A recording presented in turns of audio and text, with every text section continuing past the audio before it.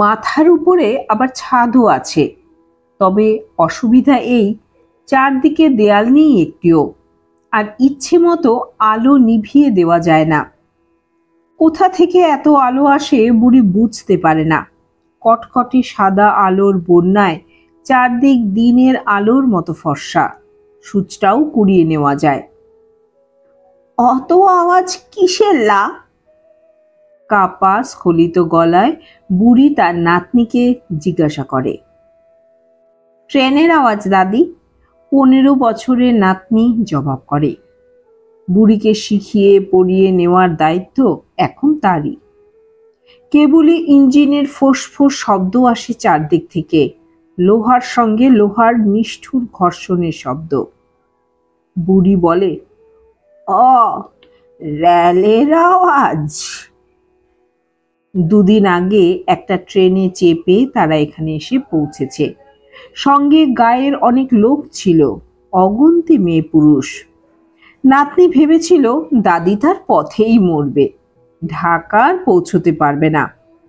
গত 4-5 দিন পটাপট তার চোখের সামনেই মরে গিয়েছিল 3-4টে বাচ্চা আর গোটা 2 বুড়ো।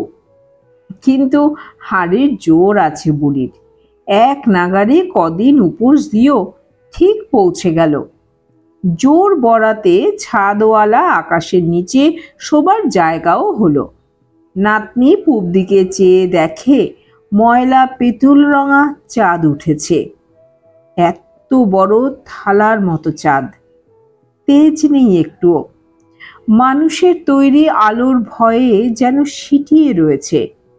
তবু তাই দেখে তার মন কেমন করে। কাত হয়ে শুয়ে সে চাঁদের দিকে এক দৃষ্টিতে চেয়ে আছে।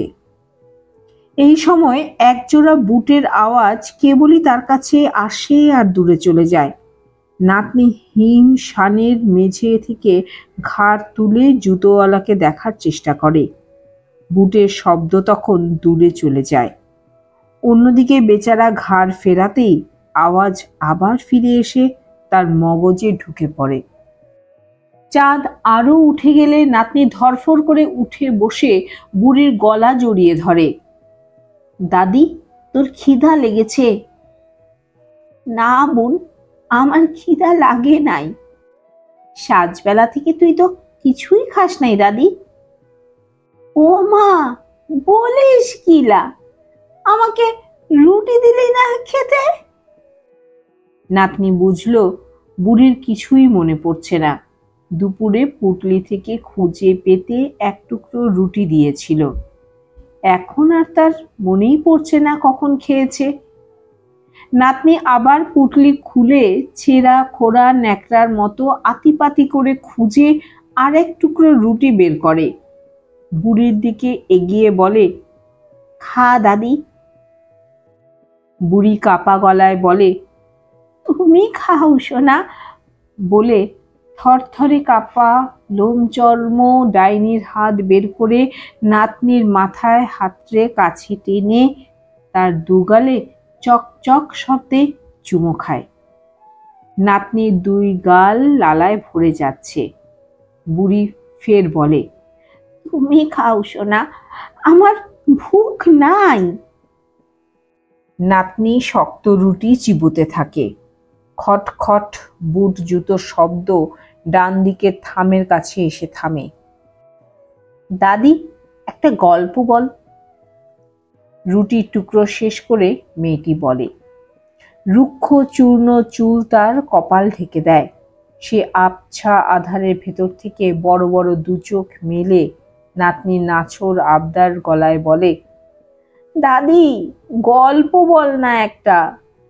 খসখসে পাকা চুলের ভিতর নখ ডুবিয়ে বুড়ি বলে, কি খেচ্ছা বল বোলা। তোর বিয়ের গল্প বল দাদি। ও মা, সে কি আজকের কথা? বলে বুড়ি ঝিমোতে শুরু করে। বল না দাদি। এই এত লোক বোন, বুঝলি, লোকে বাড়ি গিজ গিজ কম করছে, আর আলোয় আলোয় ছয়লাভ। জানিস দাদি, তোর বিয়ের সময় আমি বাসতলায় দাঁড়িয়ে দাঁড়িয়ে দাদি দাদি বলে কত কাঁদলাম। আহা আহা বোন, আমি তো জানি না মানিক, পাড়ার মেয়েরা আমাকে ঘিরে বসেছিল যে। নাতনি মিটি মিটি হাসে, কিছুতেই বুড়ির ভুলটা ধরতে পারে না। তুই একবার বেরিয়ে আসতে পারলি না?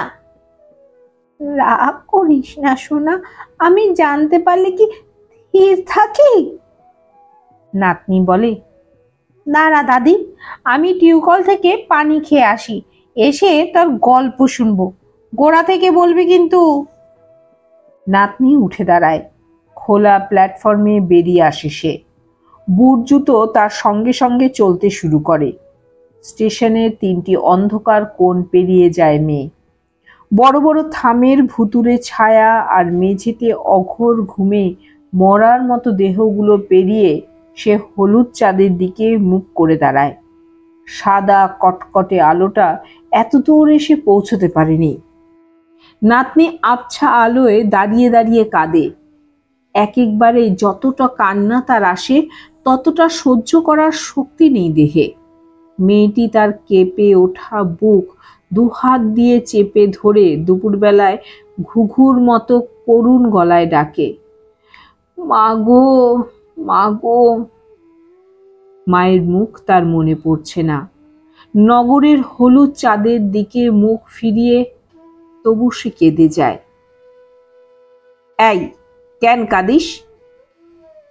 চমকে মুখ ফিরিয়ে তাকিয়ে সে শুনতে পায় বুট জুতো দূরে চলে যাচ্ছে। মেয়েটি কল থেকে যতটা জল খায় তার চেয়ে অনেক বেশি জল আজলা আজলা মুখে চোখে দেয়। চুল ভিজিয়ে ফেলে সে। বুড়ির কাছে ফিরে এসে বলে, অ দাদি, ঘুমুলি? গল্প বলবি না? বুড়ি বসে বসে ঢুলছিল, ভারী ঘষা গলায় সাড়া দেয়, অ। কি বলিস? গল্প বলবি না? এক রাজা ছিল। রাজার লোক, লস্কর, হাতি, ঘোড়া সবই ছিল। রাজা 3 মহিষী। এই পর্যন্ত বলতেই জুতো পালিশ করা 2টি ছোড়া হি হি করে হাসতে হাসতে বুড়ির গায়ের ওপরে এসে পড়ে। শুকনো কাঠি দিয়ে তৈরি ডাইনি পুতুলের মতো বুড়ি টুকরো হয়ে মেঝেতে পড়ে যায়। গল্প আপনিই বন্ধ হয়ে যায়। ছেলে দুটো হি হি করে ফিচলেমি করতে করতেই সরে পড়ে নেংটি ইঁদুরের মতো। নাতনি তাড়াতাড়ি কাঠি খোঁচাগুলো এক জায়গায় করে। বিপন্ন মুখে বুড়ি বলল, রাজার ছিল 3 মহিষী। নাতনি অধৈর্য হয়ে বলে, দাদি, অন্য গল্প বল, অনেক কালের গল্প। বুড়ি সঙ্গে সঙ্গে বলে, অ। অনেক কালের গল্প? অনেক কাল আগে, তখন তুই হোসনি, তোর বাপেও হয় নাই। এই পর্যন্ত বলে বুড়ি গালে হাত দিয়ে ভাবতে বসে। তারপর অনেক ভেবে চিনতে বলে, তারপর আমার বিয়ে হলো। তোদের গা কোথা ছিল দাদি? বেলতলি। লোকে বেলতলি বলতো। সেই অনেক কাল, আর কেউ বেঁচে নাই মা। বুড়ি অকুল পাথারে পড়ে যায়। সব মরে গেল মা। গোয়ালের গাই মলো, হালের বলদ মলো, পুকুরের মাছও মলো। তোর কবে এসব ছিল তাই মলো বলছিস? দাদি, মিছে কথা বলিস না। বুড়ি ফের বলল, তারপর আমার বিয়ে হলো। তোর দাদা। বুড়ি হঠাৎ থেমে বলে, ওই যা, মনে পড়ছে না তোরে সোনা? তোর দাদার মুখ যে আমার মনে পড়ে না মা। বাড়িতে কত আলো, কত লোক, খিসখিস কম কম। আবার মিছে কথা বলছিস দাদি। বুড়ি স্বীকার করে, তোর দাদার মুখ আমার মনে পড়ছে না। নাতনি বলে, হ্যাঁ তারপর বল। তারপর তোর বাপ হলো, এতটুকুনি চাঁদের মতো নতুন ছিলে, জাদু আমার। কে দাদি? তোর বাপ। বলে বুড়ি আসনপিড়ি হয়ে বসে এতটুকুন বাচ্চাকে ঝিনুকে দুধ খাওয়াতে থাকে। এই সময় তীব্র শব্দে ট্রেনের বাঁশি বেজে ওঠে। নাতনি চমকে বুড়িকে জড়িয়ে ধরে। বুড়ি কিছুই শুনতে পায় না, বলে, এতটুকুনি চাঁদের মতন ছেলে আমার। নাতনি কাঁদছে, চোখ ভরা জল নিয়ে বলল, অ দাদি, তোর ছেলে গেল কোথায়? উত্তরে বুড়ি অন্ধ চোখে নাতনির দিকে চেয়ে থাকে। নাতনি অঝরে কাঁদে, বল তোর ছেলে গেল কোথা? বলে নাতনি পাড়া গায়ের ঝগড়াটে মেয়ের মতো ঘাড় ঝাঁকিয়ে হাহাকার করে বলে, আহারে বাংলাদেশ, মোর কি মরণ নাই রে? বুড়ি তরবর করে বলল, আমার ছেলে বড় হলো, জানলি বোন, হালের বলদ হলো, গোয়ালে গাই হলো, পুকুরে মাছ হলো। নাতনি তীব্র চাপা গলায় বলল, আবার মিছে কথা বলছিস? আর রবিবার তোর ছেলে মরল না? 3 দিন না খেতে দিয়ে কাজে লাগিয়েছিলি, তোর ঘরে মরা ছেলে ফিরে এলো না, মিছে কথা বলছিস? আহারে বাছা, মরে যাই। বুড়ি চুকচুক শব্দ করে জিভ দিয়ে। তোর নিজের পেটের গর্ত ভরবার লেগে ছেলেকে কাজে পাঠিয়েছিলি, ছেলে তোর গাছতলায় পড়ে মরেছিল না? কি করবো বোন, পেট যে মানে না। ছেলে যে গাছতলায় দুম করে পড়লো আর মরলো দাদি। বালাই ষাট, বাছার আলাই বালাই নে আমি মরি, তুই তো মরিস নি দাদি। আহারে কপাল আমার, তুই তো মরিস নি দাদি, তুই এখনো মরিস নি। অ দাদি। নাতনি বুনো চোখে বলে, তুই এখনো বেঁচে। আহারে কপাল আমার। নাতনি নাকে কাপড় চাপা দিয়ে বলে, তোর ছেলের মরার কি গন্ধ দাদি, থু কি গন্ধ। সে শিউরে উঠে বলে, চারদিকে মরার কি গন্ধ, ওই যে শিয়ালুর মরা, ওই যে পিয়ালুর মরা, ওই দেখ খরা ভিটে ঠিক দোপরে রহিম বক্স করিমদ্দি আলেকজান চাচির মরা থেকে কি গন্ধ। বাপরে বাপ। নাতনি খানিকটা কাপড়ে মুখ গুজে দেয়। ট্রেনের হুইসেল বেজে ওঠে। দূর দূর শব্দে প্ল্যাটফর্ম কাঁপিয়ে একটা অনেক রাত্রের ট্রেন এসে দাঁড়ালো। পিলপিল করে মানুষ নামতে থাকে। ভিড় আর কিছুতেই কমে না। কালো কালো প্রেতের মতো সব মানুষ বগলে একটা করে পুটলি নিয়ে প্ল্যাটফর্মে চষে ফেলতে থাকে। নাত্রীর মুখ থেকে কাপড় সরিয়ে বিস্ফারিত চোখে চেয়ে থাকে। নাকে কাপড় দিতে সে ভুলে যায়। মানুষরা ছুটে বেড়ায়, তাদের ডিঙিয়ে যায়। বুড়ির ছড়ানো 2 পা তারা বারবার মারিয়ে দেয়। সেই হুটোপাটি চিৎকার আর হুল্লোড়ের মধ্যে তীক্ষ্ণ চেরা গলায় নাতনি বলে, ওই দেখ দাদি, কত মরা। 2 হাত কপালে থাবড়া মেরে দুলুনি দিয়ে বুড়ি বলে, আহারে কপাল। নাতনি বলে, তোর ছেলে গেল কোথা দিদি, আমার বাপ।